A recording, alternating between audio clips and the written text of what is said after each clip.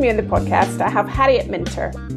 She's a journalist, broadcaster and speaker, specialising in women's leadership and empowerment, and was formerly the Guardian Women in Leadership editor.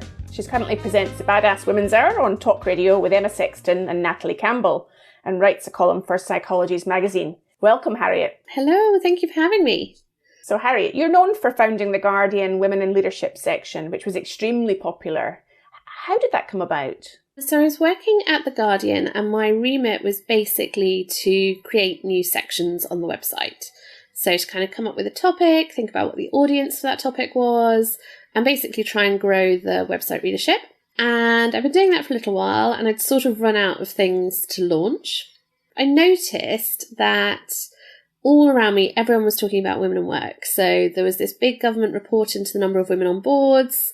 I used to get on the tube and people would be reading Lean In. There just seemed to be lots of chat about it, but nobody was really kind of taking it seriously. And I also knew that when it came to women's media, the way we cater for women in the media is that we write about their relationships and their appearance. But when I go out for dinner with my girlfriends, we would talk about our jobs. So I thought there was a missed opportunity and I went to my boss and he wasn't that convinced, to be honest. He wasn't that sure. And then I sort of chatted to lots of people about it, and eventually I got talking to a woman who worked in our events team, and she was like, oh my God, I've always wanted to run an event on this, but every time I suggest it, it just gets knocked back. Why don't we team up and run an event together? And then if it's a success, we'll have some proof that there's a market for it, and if it's not, we'll just sort of deny that we ever did it. So we did, and we sold the event out. We had 120 people. And my boss came to it and he was the only man in the room. And afterwards, I sort of said to him, oh, what did you think? Did you enjoy it? And he was like, I really did enjoy it. I really did. But it was quite strange because I wanted to ask a question, but as the only man in the room, I felt like I couldn't. Is that what it's like to be a woman? And within that minute, he had the experience that I think pretty much every woman has had of at some point being the only person of your kind, in this case gender, only woman in the room. And it is really weird when that's the case. You do speak less, you do ask fewer questions, you do hesitate before speaking up, you do get spoken over. And that's, I think, a common experience for women, but it wasn't a common experience for men. He'd never had it. And it took him kind of experiencing that to say, okay, there's something here, this could be interesting. And when he had that experience, then we got it up and running and it was launched, I think, about 6 weeks later. It's interesting when people experience things for themselves. Absolutely. I mean, I find that was really like a really big lesson for me, which is you can't tell people stuff. You have to make them feel it. I know today, Harriet, you're doing coaching, you're a consultant, a journalist, a radio show host and a TEDx speaker.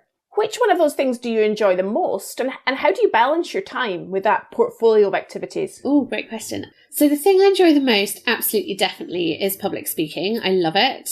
I am a frustrated actress at heart. If I won the lottery tomorrow, I would quit all work and I would just go to drama school and I'd spend my life trying and probably failing to be an actress.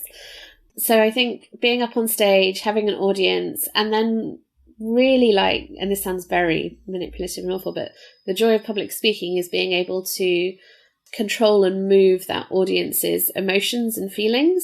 And then for you as a public speaker, to be able to adapt to what's happening with that audience and say, okay, well, this is the direction they're in now, so they want more of this or less of that.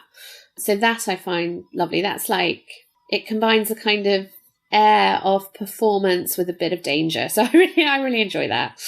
And then the rest of it, I'm really lucky. Everything gives me something different. I would say that I'm definitely a generalist rather than a specialist. So if I do anything for too long, I get a bit bored. On kind of balancing time, I think it is, I basically just know when, it sounds mercenary, but when I start to see the money decrease in a certain area, I haven't spent enough time in that area. And also sometimes you get to a point where you feel a bit like, oh, I'm a bit done with this, I'm unexcited by it. And then something comes along which really invigorates it again for you. So I had a moment a few months ago where I was sort of, oh God, I don't have very many coaching clients, and the ones I've got, love them dearly, but I've had them for a long time, so there's no big dramas for them. They're kind of, they're set on the way, they know what they're doing. And then out of the blue, I got kind of 2 new clients who I really loved and thought were so fascinating and interesting. So I think I'm quite lucky that it balances itself, but I think that's also because I keep a little bit of an eye on where's the money and how am I feeling about each of those sections. And picking up on that idea about how you feel about things, Harriet, my sense is that you like a little bit of danger or daring or risk in what you do. Yeah, I do. I love a bit of risk. There's a reason that I don't go to casinos, right? Because I would lose all my money. I like there to be... It's not even so much that I like a bit of risk, it's that it energizes me. And when everything is very set and stable, then I feel like there's not enough energy around it. I wish I could be somebody that was just naturally motivated, but I'm not. I need there to be a little bit of fear to boost the motivation.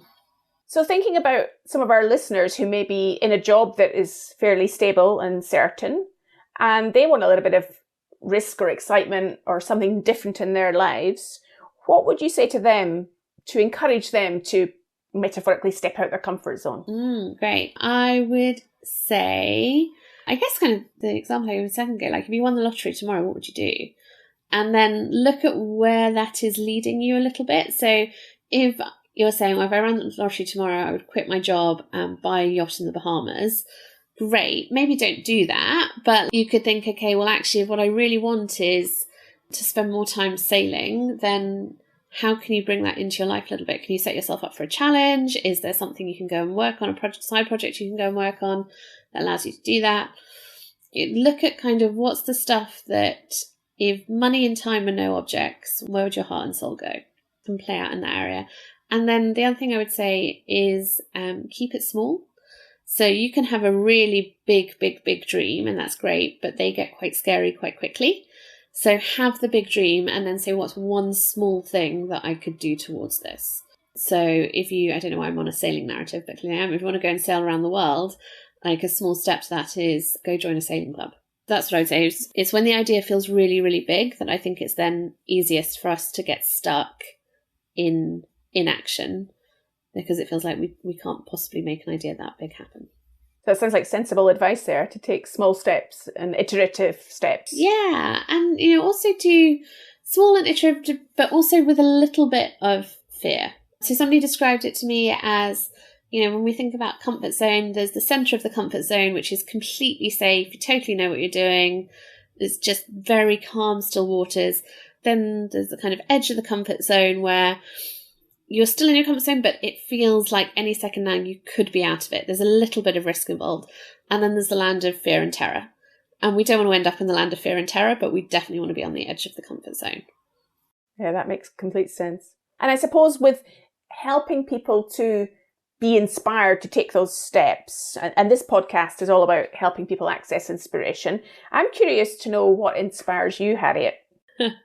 What inspires me? Having said that I'm a journalist, I'm always really inspired by people who have serious depth and knowledge and passion for their subject. So when you see somebody and they're really passionate about what they do and that's making then a difference to their lives and to other people's lives, I find that hugely inspiring. I think for me, inspiration is more of a feeling than an act. And I really can feel it. Like I can feel it like fizzing all the way up from my toes, all the way up and through my body. And I get that when people are doing stuff that I would love to do, but I feel like I'm not good enough, or I'm too scared, or I'm not going to be able to make it work. And then somebody comes along and you're like, oh, well, they're doing it. And they're just a human being. We're all just human beings. None of us have special, amazing talents. Like, we're just humans making our way through the world. So if they're doing it, then does that mean I could do it too? So it relates to me, from what I'm hearing there, back to your spheres of comfort zone. That if something seems too difficult and unachievable, it's in that fear and terror zone. Yeah. But when you can relate to the person and see that you could be that person, it seems to then have an attractive to draw you towards it. And also I feel like it's not, when something's too ephemeral, when, somebody's like, I've spoken to people who are amazing. They're like, I want to change 1 billion women's lives. And I'm like, well, that's incredible, but where do you even start with that? And how are you even going to know that you've changed 1 billion women's lives? And yet, then I see them and they might be running a coaching program which teaches women to become coaches, to teach other women to become coaches, and so on and so forth. And so they've worked out how they're going to do it. And then I'm like, oh, okay, I see. Right, that I can get excited about. And so for me, there's something about, I'm sometimes not great at taking the kind of big idea into the visual action steps. But when I can see what that looks like, then I get really excited. And one might imagine that your ability to coach and help others to do that is how you might add value to their lives? Yeah, I hope so. I mean, I think just the law of life is that everything is easier in other people's lives. Like, other people's problems are always much, much easier than your own. And this for me is why I think having a coach is really kind of life-changing if you can access one, because suddenly the stuff that you think is impossible to solve will to them be quite straightforward. And that's not because, they're geniuses. It's simply because other people's problems are easier than our own. And we are so stuck in the story of our own problems and what they mean and how difficult they are and how it's never going to change, that we can't see the wood for the trees, or maybe the trees for the wood in that example. But having somebody outside of it allows us to do that. And so for me, being able to do that for other people is a joy. It's how lovely to be able to sit there with someone and be like, okay, well, you think you've got this thing that can never change, but actually, could we do this one little thing that might change it? Let's give it a go. They always say the journey of 1,000 miles starts with the first step. Yeah, exactly. So a thought about women's leadership today, Harriet. You're clearly in the middle of understanding what the hot topics are in that space. What do you see are the things that are being talked about and important for women's leadership today? So I think there's definitely a move away from just thinking of it as women's leadership and thinking of it as intersectional leadership. So when we talk about intersectionality, we're talking about my experience as a middle-class white woman is different from somebody else's experience as a working-class white woman, or as a middle-class black woman, or as a middle-class white woman with a disability. It's actually looking at women and men are not two homogenous groups. We all have different experiences and understanding of the world, and how do they play into our leadership. So I think that's really key. I think there's a really interesting discussion around kind of women leaving the workplace, because we just have not cracked that. So while the numbers of women getting into leadership roles might be slightly bigger than it was before, actually the numbers of women available to go into those roles hasn't grown. And that's a big problem, right? So why do women leave? And it's unfortunate that it happens around the same time that women have babies, but it's actually not really driven by the babies. It's driven by life expectations, desires. I have a belief that it's driven by the fact that it's kind of socially acceptable for women to say, I'm leaving the big corporate world and I'm going to do my own thing, or I'm going to stay at home for a bit, or I'm going to go and retrain, in a way that it's not socially acceptable for men to do that. And it's driven by the fact that our workplace doesn't really work and support women and families in a way that makes it sustainable. So I think that's stuff that is still up for discussion.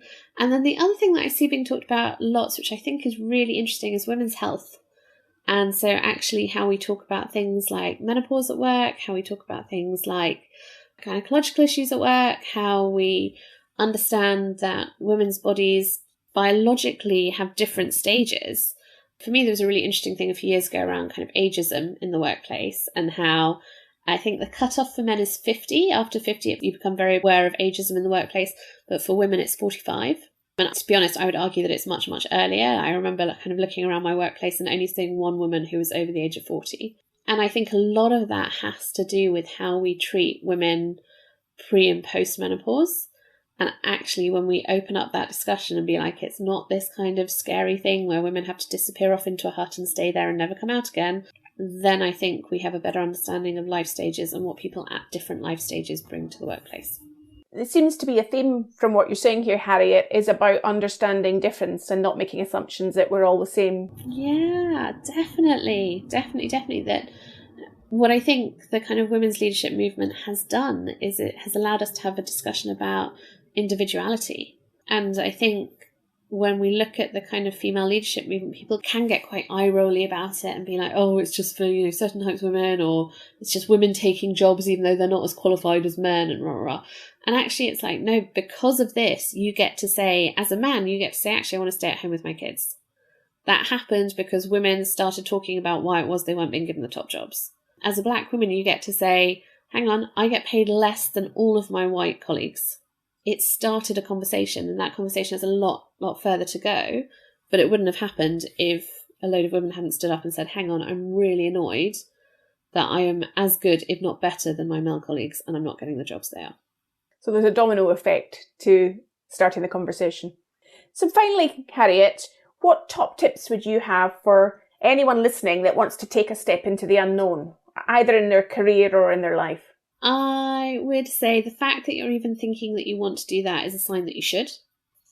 You know, if the hunger is there, follow the hunger. I think it is about spend some time really looking at why you feel you can't. So what is the stuff that you have now that is currently feels too scary to give up? So when I left my job as a full-time journalist at The Guardian, it took me a year to do that. It took me a year to say, okay, I'm done here, I can go. And that was because it gave me stuff, you know, it gave me prestige, it gave me a salary, it gave me a great job title to talk about at dinner parties, all this kind of stuff. And it was kind of acknowledging what it gave me and being like, okay, well, how can I find that elsewhere? So really if you have a hunger to go, it doesn't mean that everything about your current role is bad. You know, it is still giving you things. You just need to acknowledge those and think about how else you're going to have those needs fulfilled. And then I would say, think about what's possible if you did this. If you took a step into the unknown, what could be possible? And don't limit that thinking. Don't say, okay, well, it won't happen for me, or it wouldn't work like that, or I couldn't do it, or it would be different, or just, if anything was possible, what could be possible? So thank you, Harriet. It seems that the practical advice is about small steps. Keep taking small steps towards your big dreams. Yes, definitely. Harriet Minter, thanks for your time today. It's been great to talk to you. Thank you.